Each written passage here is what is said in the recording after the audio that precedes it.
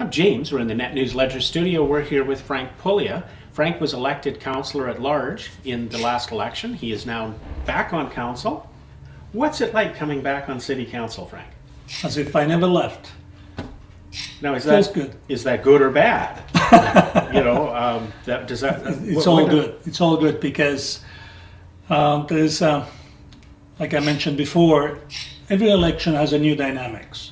Even though most of the councillors are the same, things are changing.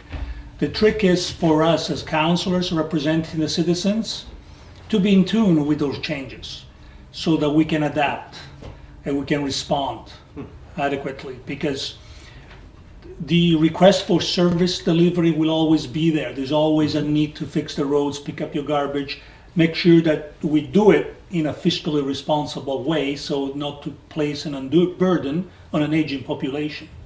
Now, council has set some of the committees. What roles are you taking as committee on council? I was appointed the chair of Administrative Services Committee, which includes finance. So that's why if you see me a little not worried, but humbled in the knowledge of what's ahead, because we have a challenging budget. We're not booming as a city. Some people like to use that word booming.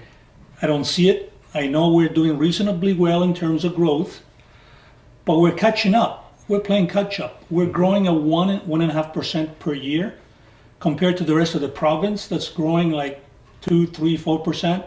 So we need to understand that unless we grow and in service demands increase above the growth, taxes have to go up. So my job as the chair of finance is to balance all of that. And that's why I said it's not an easy task, but I think ready, willing, and able. Now, in the speech from Mayor Hobbs, and of course, not everyone knows that speech was delivered with input from the entire council, but the mayor set a few priorities in there. Yes. One of the areas that he talked about was dealing with social issues as a priority. What can we be doing to make that happen? We need to go to the source of the problem. And these are long-term issues. You're not going to solve them in a couple of years. But we're doing a lot, and we need to go back and see what's working and what's not working. We don't need to reinvent the wheel. We can go and learn from the experience of other communities that have had similar problems and see what the best practices are. Apply them to the dynamics of Thunder Bay, which is unique, and see if we can find solutions to problems that will be there and I continue to increase. My question is, if they're increasing the problems, whatever we're doing obviously is not working to the level that it should be working.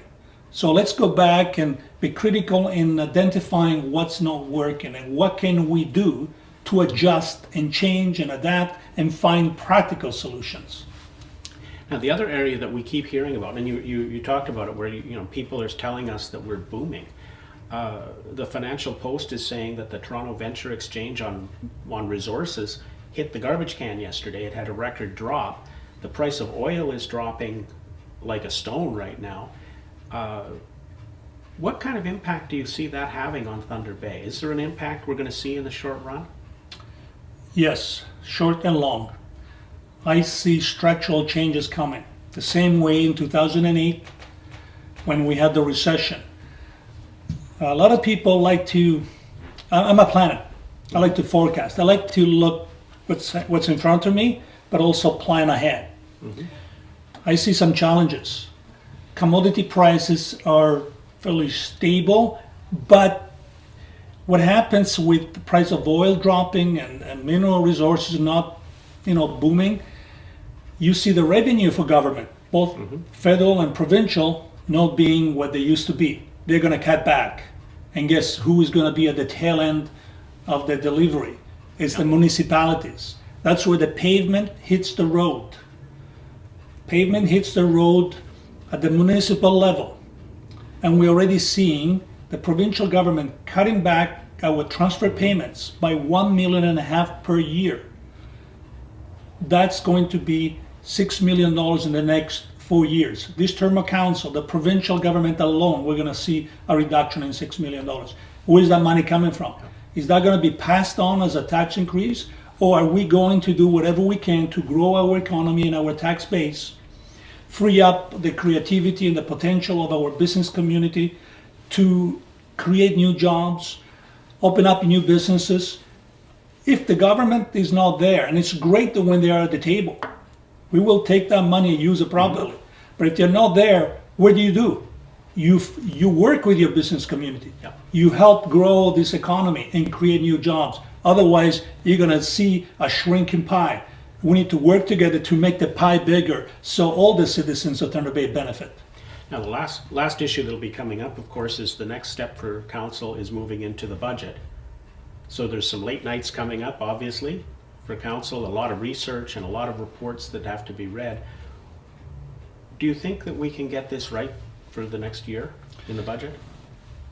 The way I see the budget process unfolding is a continuous involvement in budgeting. You can't wait until the end of the year and show a $5 million deficit to $4 and then hope that you're going to go into a new budget process with a clean slate. You already have a problem to begin with, which you got to fix. The budget is a continuous process. My idea, which I'm going to bring forward to council, is to start a budget committee that will work and integrate all departments, including council. Council has to be involved. You can't just set the budget and go away. Every quarter we have a variance analysis. We need to go and look. We can't go over budget because right now we have a $5 million deficit we got to take care of before we even start the budget process. That cannot continue to happen. You can't move ahead with the ball chain your feet. So I'm going to present some ideas, and I hope council will support those ideas about integrating the budget process into the strategic plan. We started the other night. I think it went very well. We have some very capable people, administration, but we need to work a little more closely. And council, I hope, gets not to the level that we need to micromanage. No, we are operating at this level, policy level, but we need to integrate some of our resources to make sure that we are more efficient in delivering services in a cost-effective way. Frank, I think we've got a good start for things. I thank you for coming into the studio, and I'm sure we'll be talking an awful lot over the next term of council. Thank you. Thanks a lot.